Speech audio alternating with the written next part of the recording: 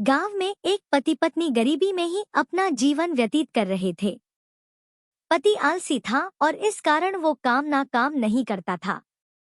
वह उतनी ही फसल उगाता था जिससे कि खर्चा पानी चल जाए।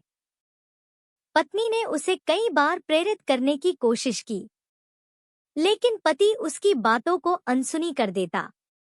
वह मेहनत नहीं करना चाहता था और कहता कि भाग्य में जो लिखा है वही होगा। एक दिन उस गांव में साधु आया। पड़ोसियों ने कहा कि यह साधु सभी की समस्या का सटीक उपाय बताते हैं। किसान की पत्नी साधु के पास चली गई और उसने अपनी समस्या बताई।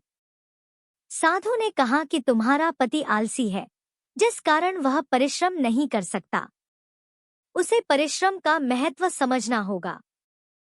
पत्नी ने कहा कि मैं अपने पति को समझती हूँ, वह मेरी बात नहीं मानते हैं। साधु ने पत्नी से कहा कि यदि तुम्हारा पति मेहनत नहीं कर सकता तो उसको तपस्या करने की बात कहो। अगर तुम स्वर्ग जैसा सुख भोगना चाहती हो तो राजा इंद्र की तपस्या करो। साधु ने उस स्त्री को एक मंत्र दिया और तपस्या की विधि भी बताई।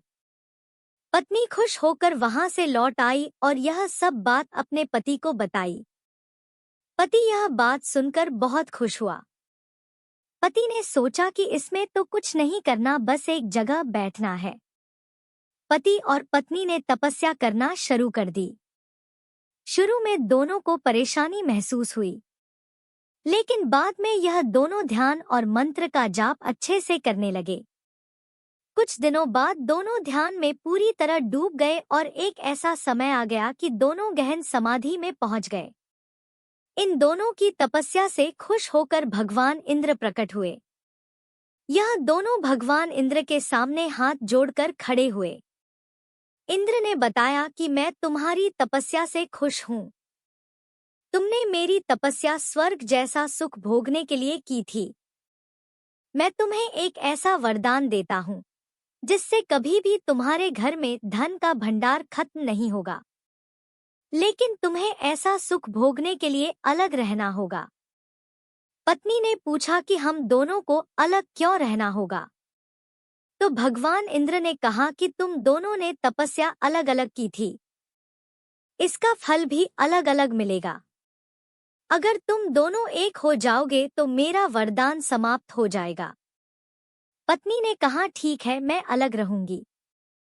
अगर मेरे पति को पूरा सुख मिलता है और धन की कमी नहीं होती है तो मैं ऐसा करने के लिए तैयार हूँ। लेकिन पति ने मना कर दिया और कहा कि मुझे समझ आ गया है कि मेरी पत्नी ने मेरे सुख के लिए बहुत ही चिंता की। इतना ही नहीं, वह मुझसे अलग रहने के लिए भी तैयार हो गई है।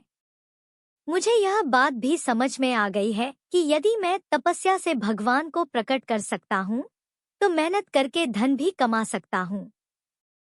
भगवान इंद्र, मुझे आपके वरदान की आवश्यकता नहीं है। मुझे अपनी पत्नी की सबसे ज्यादा जरूरत है, जो मेरे लिए हमेशा चिंता करती है। मैंने अपने आलक का त्याग कर दिया है, अब मैं मेहनत करूंगा। पत्नी को यह सुनकर बहुत खुशी हुई। उसकी आंखों में आंसू आ गए। इंद्र ने कहा कि मेरा वरदान खाली नहीं जाएगा। अब तुम दोनों साथ भी रहोगे तो भी धन खत्म नहीं होगा। मैंने यह सब तुम्हारी आंखें खोलने के लिए किया। हर किसी का सबसे बड़ा खजाना उसका परिवार होता है।